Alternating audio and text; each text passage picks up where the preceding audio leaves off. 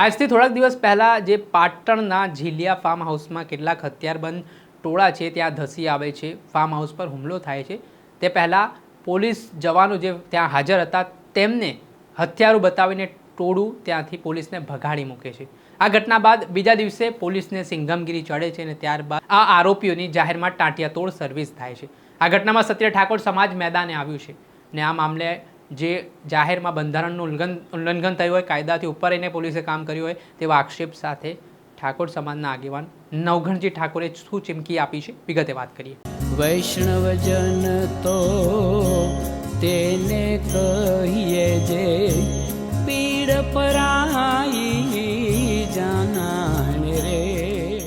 નમસ્કાર દર્શક મિત્રો, નવજીવન ન્યૂઝમાં આપનું સ્વાગત છે. હું છું ફૈઝાન. ઝીલિયા ફાર્મ હાઉસમાં થોડા દિવસ પહેલી બનેલી ઘટનાએ પાટણને ચર્ચામાં લાવ્યું છે. હવે આ ઘટના બાદ ગેંગ વોરનો એંગલ પણ જોવામાં આવી રહ્યો છે. ત્યારે આ મામલે થોડા દિવસ પહેલાં જે ગેંગ વોરમાં વામૈયા ગેંગના લોકો ત્યાં હથિયાર સાથે પહોંચે છે, પોલીસને ભગાડી મૂકે છે. ત્યારબાદ બીજા દિવસે પોલીસ એ આરોપીઓનો જાહેરમાં વરઘોડો પણ કાઢે છે અને તેમને માર પણ મારવામાં આવે છે. આને લઈને ક્ષત્રિય ઠાકોર સમાજના આગેવાન અભિજીતસિંહ બારડ મેદાને આવ્યા હતા. તેમણે 23 તારીખે એક સંમેલનની જાહેરાત પણ કરવાની ચીમકી આપી છે, પરંતુ આ બાબતે વાટોઘાટો ચાલી રહ્યો છે.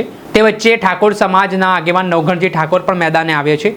તેમણે પણ આ ઘટનાને વખોડી છે અને પોલીસે જે પગલાં લીધા છે તેમાં જે જાહેરમાં સમાજના લોકોને મારવામાં આવ્યો છે તે મામલે જે જવાબદાર પોલીસ અધિકારીઓ છે તેમને સસ્પેન્ડ કરવામાં આવે, સાથે જ જે લોકોને જેલમાં નાખ્યા છે તેમને તાત્કાલિક છોડી મૂકવામાં આવે તેવી 5 અલગ અલગ માંગ સાથે નવઘણજી ઠાકોર પાટણ એસપી કચેરીએ પહોંચ્યા છે અને તેમણે 1 કલાકનું અલ્ટિમેટમ આપ્યું છે પોલીસને, ને જો માંગ નહીં સંતોષાય તો શું તેમણે રણનીતિ બનાવી છે તે સાંભળો. મોખણભાઈ, જે રીતે થોડાક દિવસ પહેલા ઝીલિયા ફાર્મ હાઉસ ખાતે કેટલાક લોકો હથિયારબંધ ટોળા છે ત્યાં ગયા હતા, પોલીસને ત્યાંથી ભાગવું પડ્યું અને ત્યારબાદ બીજા દિવસે પોલીસે એ આરોપીઓની ટાંટિયાતોડ સર્વિસ કરી હોય તેવી ઘટના સામે આવી. હવે ક્ષત્રિય ઠાકોર સમાજ મેદાને પડ્યો છે, તો શું કારણ છે આનું?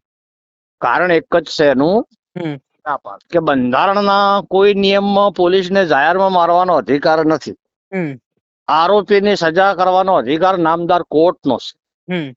બરાબર, વરઘોડો કાઢવા, સરઘસ કાઢવા, આ નિમિત્તે ગુજરાતમાં ઠાકોર સમાજને દબાઈ દેવા માટેની સરકારની સાજિશ ચાલુ. બરાબર, ઠાકોર સમાજને બીવરાઈ દેવો, દબાઈ દેવો અને ધાક ધમકી આલીને સમાજ ચૂપ થઈ જાય એના માટે પોલીસ મારફત સરકાર આ કરી રહી છે. પણ ઠાકોર સમાજ દબાવવાનો નથી. આજે એસપી કચેરી અમે બેઠા છો, સમાધાન માટે 5 શરતો મૂકી છે. એ 5 શરતો 1 કલાકની અંદર મંજૂર નહીં થાય તો 23મી ગુજરાતનું ક્ષત્રિય સંમેલન ભવ્ય મળવાનું છે. સરકારને ગોળી મારી હોય તો ગોળી મારી દે, જય ગાલભાઈ ગાલતી.